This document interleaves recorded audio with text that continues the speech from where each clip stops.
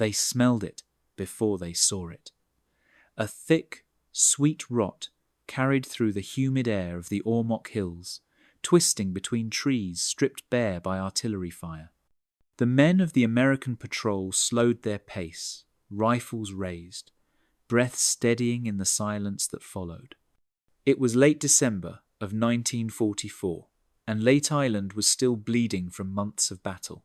The campaign had ground down to its final brutal days, but no one dared to call it over.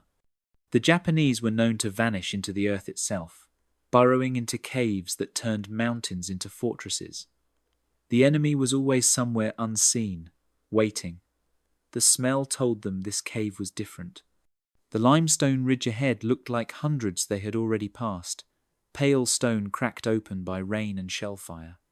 But from a shadowed cleft seeped the unmistakable scent of decay, stronger than any battlefield could produce. Flies drifted in clouds at the mouth of the fissure, and even the wind seemed to avoid it. A sergeant motioned for silence. The men crouched, scanning the undergrowth, listening for the click of a rifle bolt or the rasp of breath. Nothing. Only the dull buzzing and the faint echo of dripping water from inside the rock. Two soldiers moved forward, bayonets ready, boots crunching on loose gravel. They expected a sniper's shot or a grenade rolling out of the dark. Instead, the cave gave only its smell, a stench that clawed at their throats and eyes. When their flashlights cut through the gloom, what they saw froze them in place. Dozens of figures lay scattered across the stone floor, some in uniform, some stripped to the waist. The air shimmered with the heat of decomposition.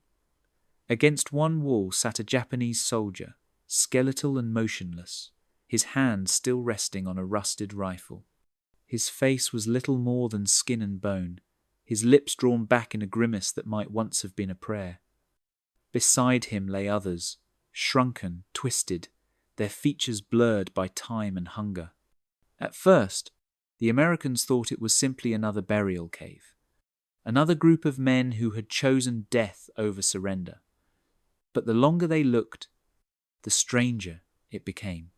Pots and makeshift stoves were scattered around, the remnants of burned wood and empty ration tins. Bones lay among them, cleaned of flesh.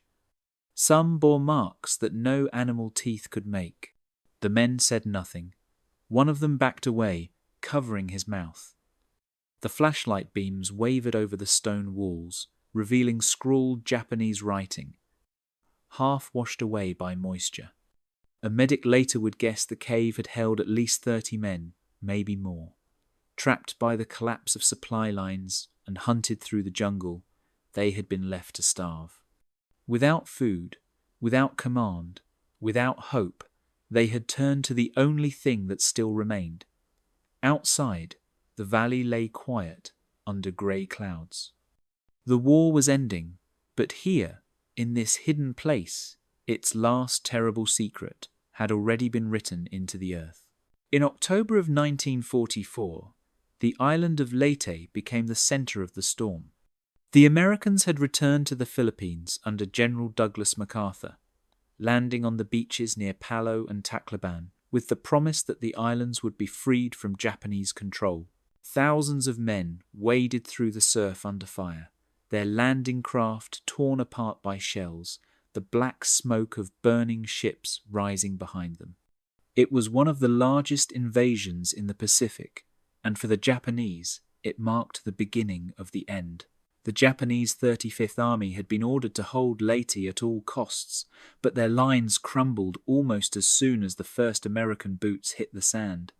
They fought fiercely in the jungles and hills, ambushing convoys and clinging to the terrain, but without supplies or reinforcements, every day brought them closer to collapse. The reason was simple. The sea that had once carried their lifeline had turned against them. Ormoc Bay, the western gateway through which Japanese transports tried to slip food, ammunition, and soldiers, became a graveyard. The United States Navy and Army Air Forces pounded every ship that dared approach. In November, the Battle of Ormoc Bay turned the waters red.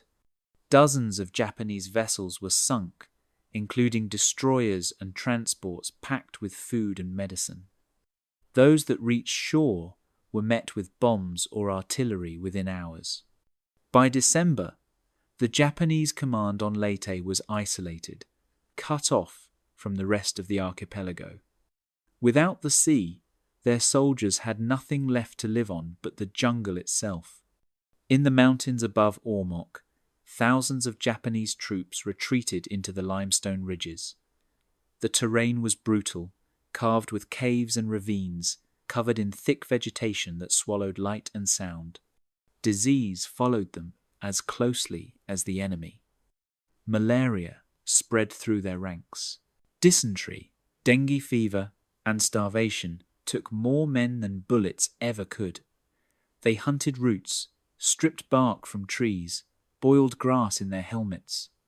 When they found a dead animal, it was shared among dozens. The bones scraped clean and boiled again for whatever protein might remain. For many, even that luxury vanished. By late December, entire companies had disappeared into the hills, swallowed by hunger and exhaustion. American patrols moving through the valleys reported hearing faint cries in the night, voices calling in Japanese that faded into silence. The few prisoners taken were ghostly, weighing less than 100 pounds, their uniforms in rags, their eyes hollow. They spoke of eating anything they could find, of comrades too weak to stand, of caves filled with the dead. Leyte had become a place where armies dissolved into starvation. The Americans, well fed and reinforced, kept pushing forward, but the Japanese were fighting ghosts of their own making, trapped by the very code that told them never to surrender. By the time Ormoc fell in late December, the 35th Army no longer existed as a fighting force. It was a scattering of survivors lost in the jungle, living on memory and desperation. By late 1944, Japanese defense across the Pacific had shifted from open battle to endurance inside the earth itself. After years of being driven from island to island, Japanese commanders realized they could no longer match American firepower in the open. On Leyte, as on Saipan, Peleliu, and Iwo Jima, the new doctrine was simple and cruel. Do not attack the beaches. Do not waste men in suicidal charges. Dig in, disappear, and make the enemy bleed for every foot of ground. The cave became both fortress and tomb. Japanese engineers and soldiers carved miles of tunnels through volcanic rock, coral hills, and limestone ridges. They linked natural caverns with man-made passages that could hide entire platoons. Ammunition dumps, command posts, and sleeping quarters were buried deep beneath the surface, invisible from the air. The logic was that every man should fight until his body failed. That surrender was not only shameful, but unthinkable. On Leyte, the terrain suited this doctrine perfectly.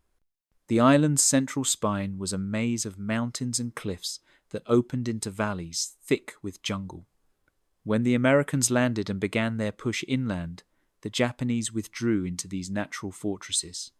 Inside, they created self-contained worlds, dark, airless, and silent. Each cave became a last stand waiting to happen.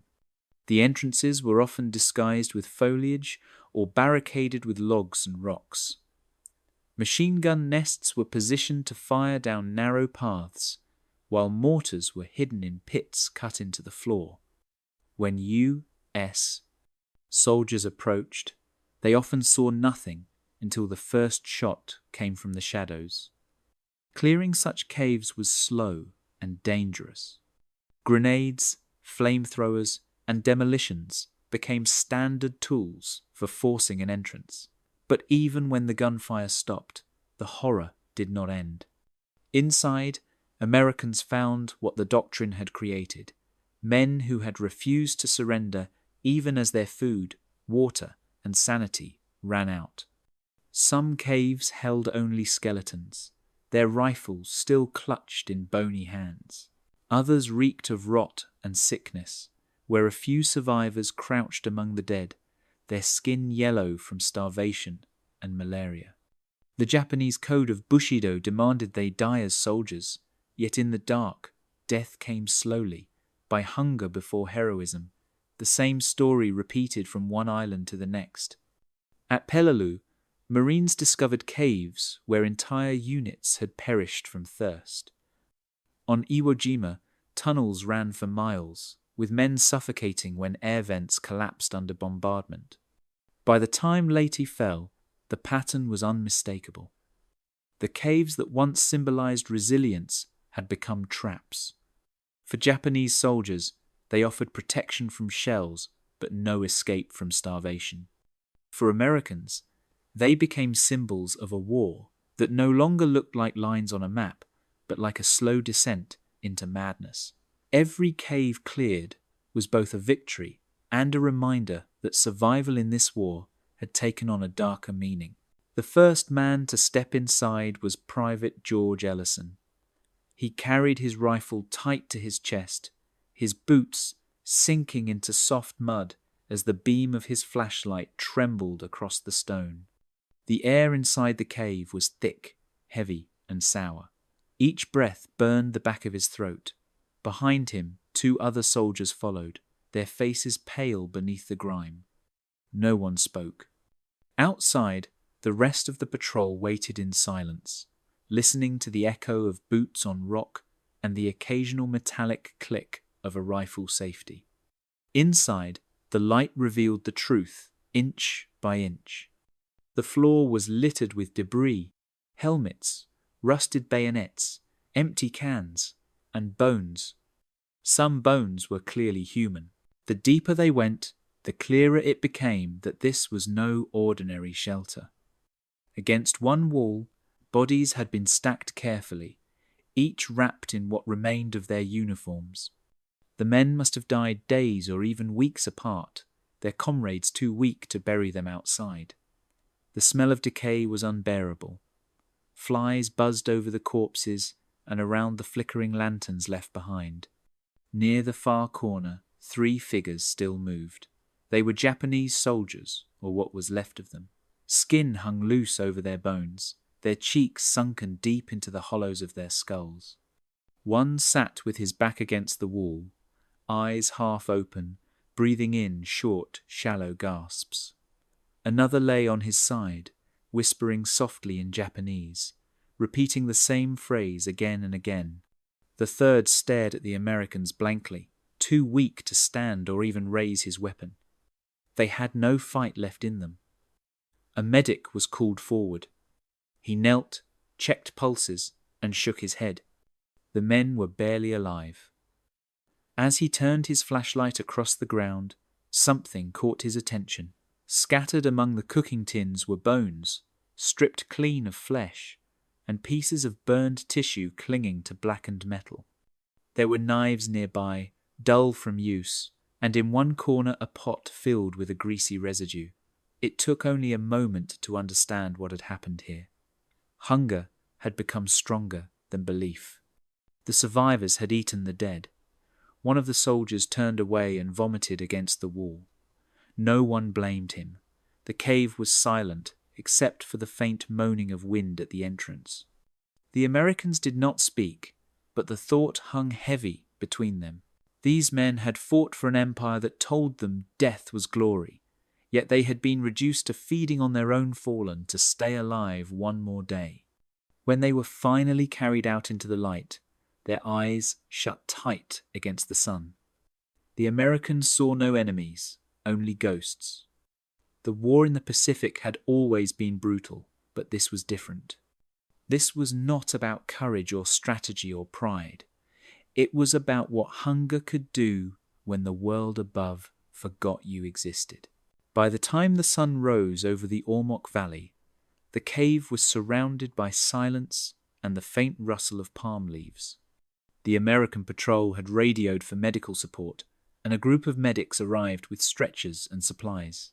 They wore masks, soaked in disinfectant, but the smell of decay still cut through. The air around the cave seemed heavier than the rest of the jungle.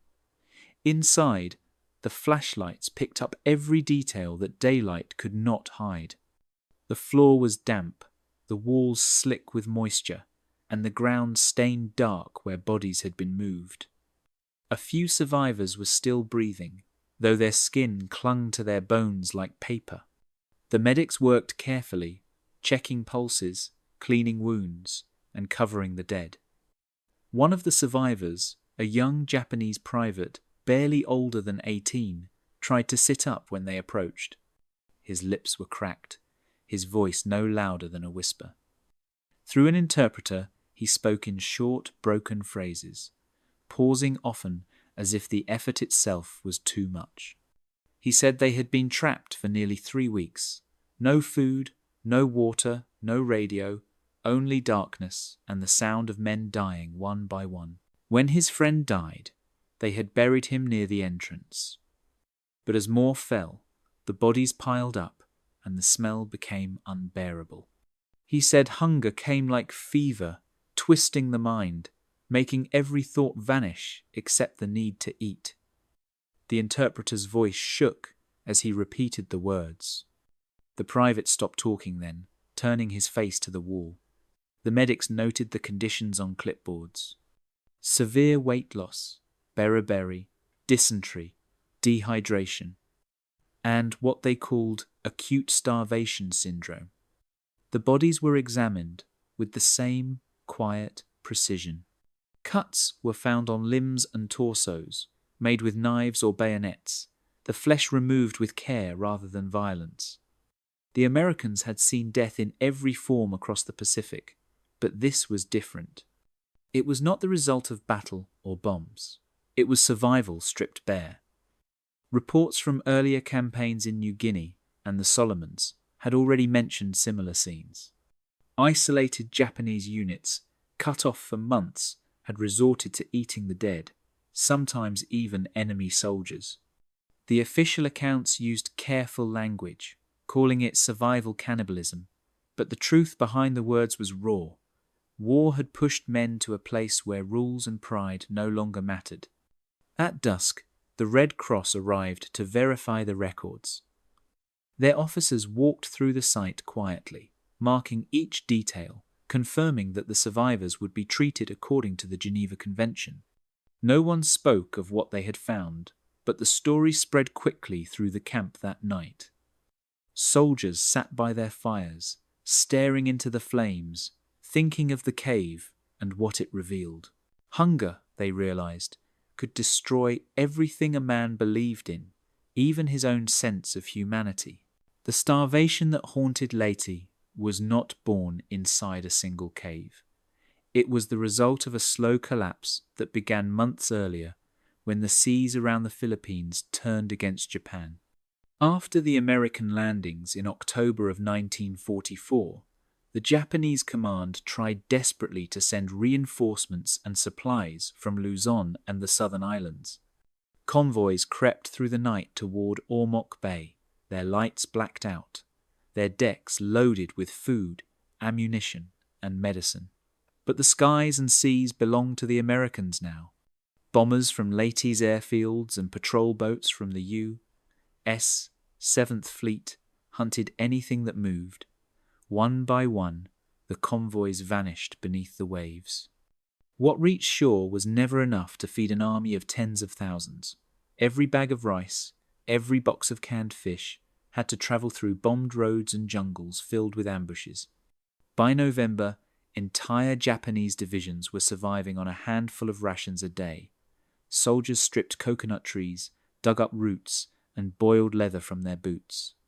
Some raided Filipino villages for food, worsening the suffering of civilians caught between two armies. When the final supply ships were destroyed in the Battle of Ormoc Bay, the Japanese on Leyte were cut off completely. The result was what historians later called a logistics death spiral.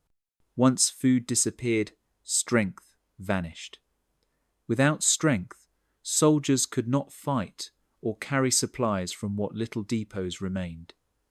Disease followed hunger like a shadow. Dysentery, malaria, and fever swept through the hills. The dead outnumbered the living, and with no burial parties left, bodies were left where they fell. In caves and tunnels, hunger became the only command left to follow. What happened there was not unique to Leyte.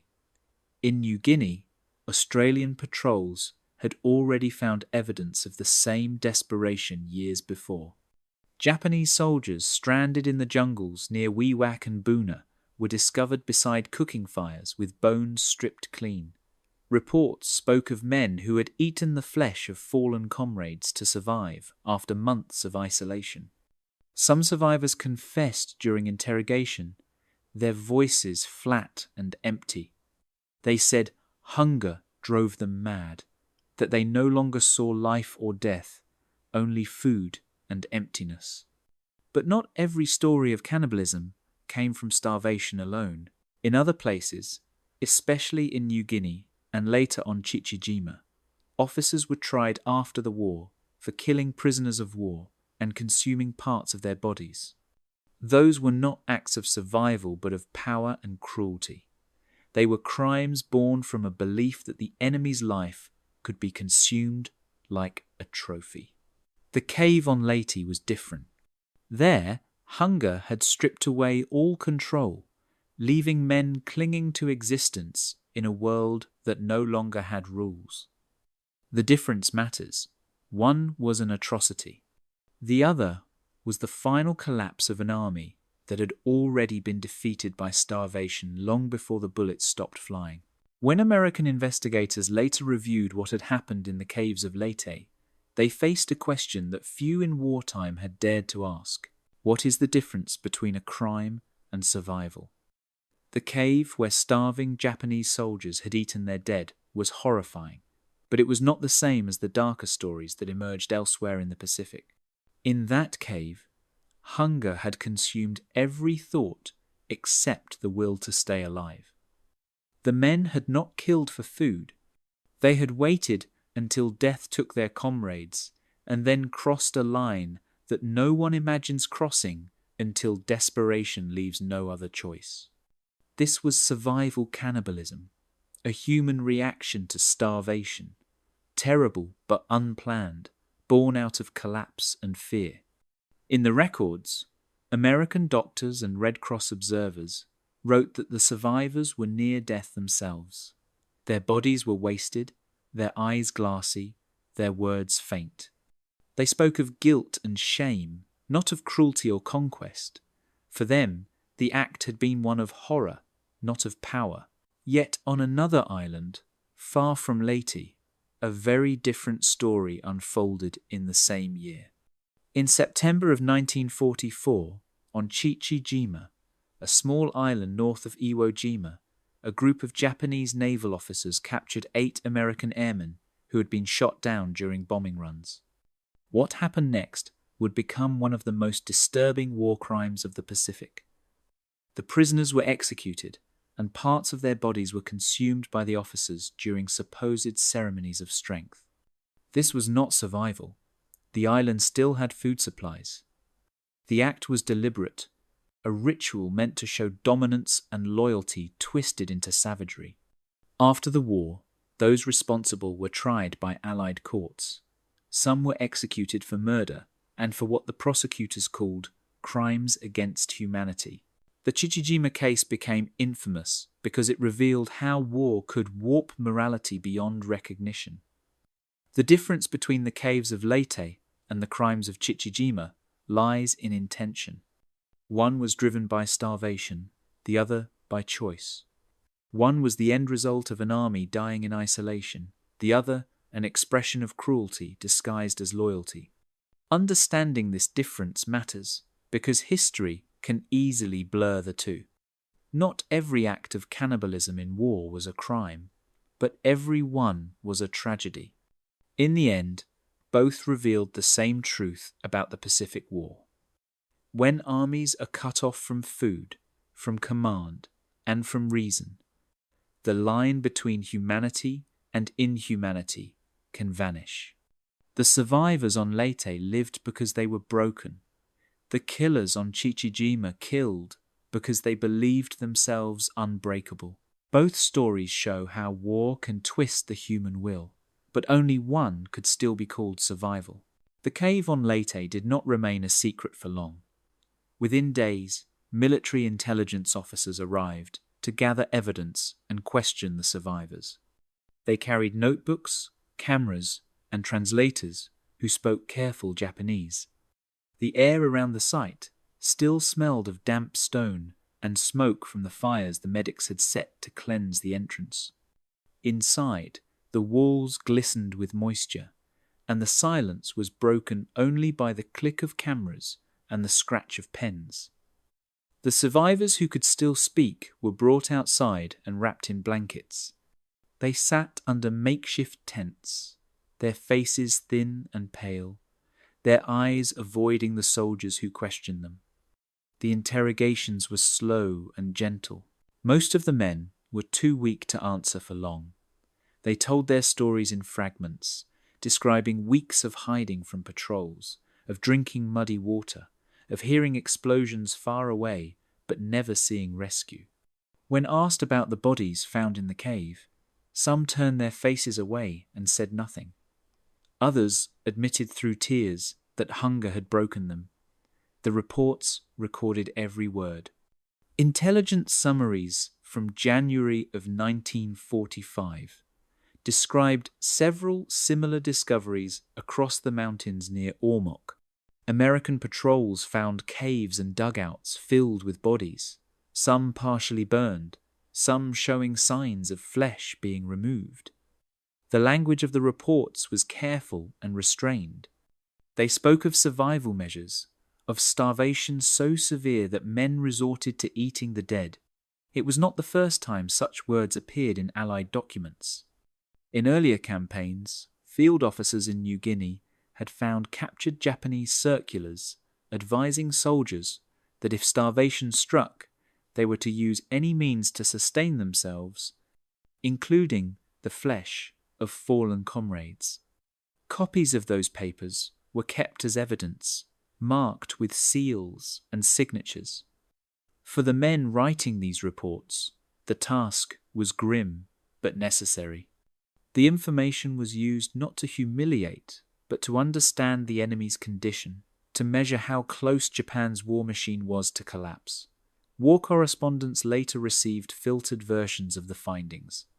In February of 1945, American newspapers printed brief accounts of gruesome discoveries in the Philippines, quoting unnamed officers.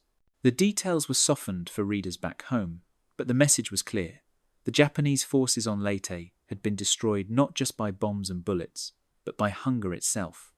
As the reports reached headquarters, they became part of a growing picture of the Pacific War's human cost. Each cave found, each captured diary, added another piece to a story of an army that had run out of food, faith, and reason. The after-action reports from Leyte did more than document a battle. They revealed the true nature of defeat, one measured not only in territory lost, but in the collapse of humanity inside the darkness of a cave. By the end of December in 1944, the battle for Leyte was all but over. The port city of Ormoc, once the lifeline of Japanese reinforcements, lay in ruins. Smoke from burned buildings drifted over the bay, and the wrecks of ships jutted from the shallow water like bones. American forces moved methodically through the hills, clearing what remained of organized resistance. The sound of gunfire grew less frequent, replaced by the steady hum of trucks and bulldozers as engineers rebuilt roads and bridges. Yet the fighting had left more than destruction behind. As the patrols pushed deeper into the mountains, they began to uncover what the retreating enemy had left hidden. In the ridges north of Ormoc, small caves dotted the slopes like scars. Each one told the same story. Inside, soldiers were found curled against the stone, rifles still clutched in their hands, their uniforms stiff with dirt and mould. Some had died together in groups, others alone beside makeshift cooking fires that had long gone cold. The stench of death lingered in the damp air, thick and unrelenting. American medics and Filipino civilians were brought in to bury the dead. Shallow trenches were dug, and lime was spread to fight disease. The Red Cross supervised the work, ensuring that even the enemy's remains were treated with dignity. For the soldiers carrying out the task, it was hard to see these bodies as the same men who had once fired from the jungle. They were no longer enemies, just victims of a war that had starved them before it killed them. Among the bodies, a few survivors were found. They were skeletal, their skin grey from malnutrition and fever. Some could barely walk, others crawled from the shadows when they heard voices outside. They were given water, blankets, and food, carefully rationed to avoid shocking their weakened bodies. Most were silent, their eyes blank and distant, as if they had already left the world behind. They were later transported to field hospitals, where doctors noted the same conditions again and again: extreme weight loss, beriberi, dysentery, and infection from untreated wounds. The soldiers who buried the dead did their work quickly but respectfully. Chaplains read short prayers, sometimes for hundreds of men at once. In the nearby villages, Filipino families emerged from hiding to search for missing relatives. Many had suffered as much as the soldiers, their crops destroyed, their homes burned, their children thin from hunger. The Americans distributed food and medical aid where they could, though the scale of need was overwhelming. As January of 1945 began, Leyte was declared secure, but few who had fought there felt victorious. The island had become a graveyard for both armies. When the reports were sent to headquarters, they spoke not of glory, but of exhaustion and decay. The battle for Leyte had ended, but the memory of what was found in those caves would linger long after the guns went silent. In the years after the war ended, the stories from Leyte became part of a larger record of what hunger and isolation had done to men across the Pacific. The reports written by American officers and Red Cross observers were stored in archives, their language measured but heavy with meaning. They described starvation so complete that it erased the boundaries between reason and instinct. Historians later found similar accounts scattered through the Pacific Islands, from New Guinea to the Solomons to the small volcanic outposts where Japanese garrisons had been left to die. The evidence was grim but consistent. Diaries recovered from caves spoke of soldiers who had eaten grass, leather, even insects, before turning to the flesh of the dead. Letters home, never delivered, revealed shame and despair, men writing that they could no longer recognize themselves. The most extensive documentation came from New Guinea, where Australian patrols discovered hundreds of starving Japanese troops in 1943 and 1944. Some confessed to acts of cannibalism committed after months without supplies. Others left notes behind that described their desperation in haunting detail. In contrast, there were darker records, like the Chichijima case, where officers killed prisoners of war and consumed their flesh not out of starvation, but as a twisted symbol of strength. Those men were tried and executed after the war, their crimes a stain that shocked even their own countrymen. The difference between these acts remains vital to understanding the truth. The caves of Leyte showed what starvation could force upon the human body, while Chichijima showed what cruelty could do to the human soul. Both were born from the same war, a conflict so total that it erased the limits of morality and pushed men into choices they could never have imagined in peace. Japan's military doctrine of no surrender made these tragedies worse.